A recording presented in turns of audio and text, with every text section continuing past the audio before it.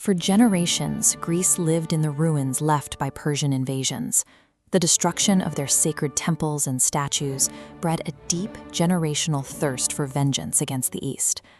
Born in the Macedonian town of Pella, Alexander grew up listening to his mother, Olympias, describe his true father as the god Zeus.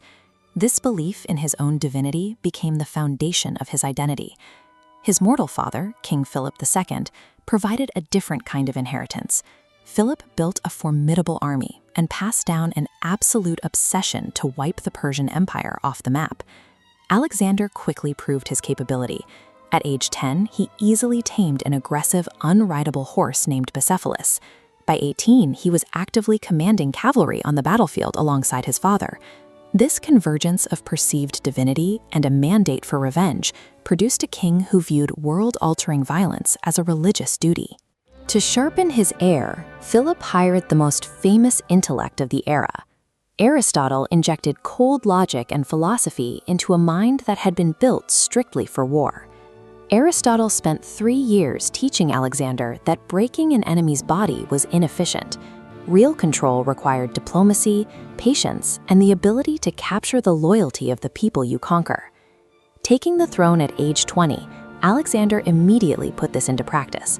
He diplomatically unified the fractured Greek city-states, absorbing their independent armies into his own ranks before finally marching into Asia. His ultimate weapon was this exact fusion. He possessed ruthless Macedonian aggression, but directed it with calculated philosophical precision. This chart highlights the impossible mathematics of his early campaign in Asia Minor. He marched with roughly 27,000 Greek soldiers to face a massive Persian military numbering well over 100,000 men. Yet, after securing a massive victory despite those odds, Alexander defied the traditional rules of ancient conquest. He strictly refused to burn the Persian cities he captured. He left local Persian commanders and governors in power, allowing them to maintain their wealth and traditions, and he even began celebrating their local festivals alongside them. This cultural integration was a highly calculated military maneuver.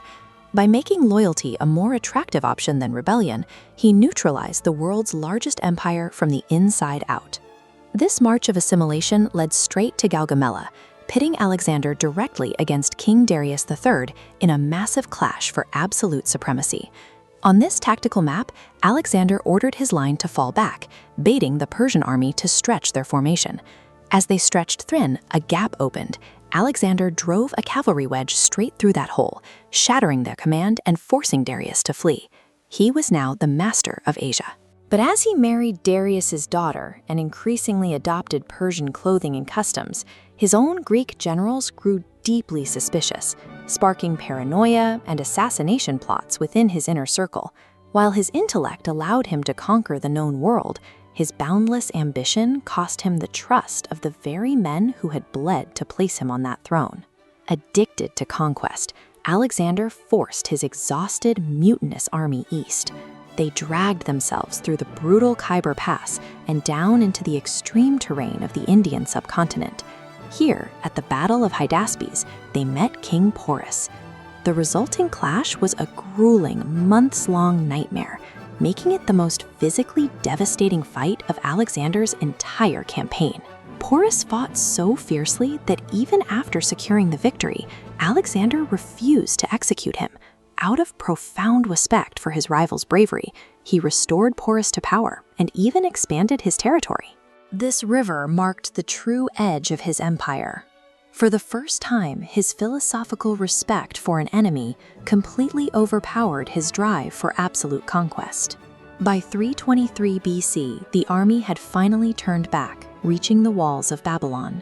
Here, the man who had survived the blades of the world's greatest empires was suddenly grounded by a persistent fever.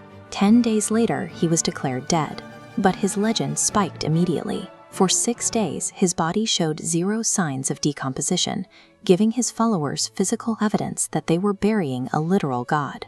Modern medical researchers look at those exact symptoms and point to Guillain-Barré syndrome, a severe neurological disorder that causes progressive paralysis.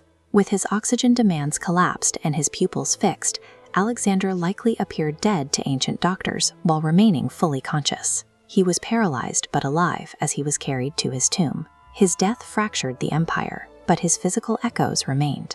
The Hellenistic era spread Greek culture deep into Asia. Dozens of major cities still bear his name, and his exact military tactics are taught in modern academies to this day. His decade of conquest forced Greek and Persian cultures into a collision that lasted for centuries.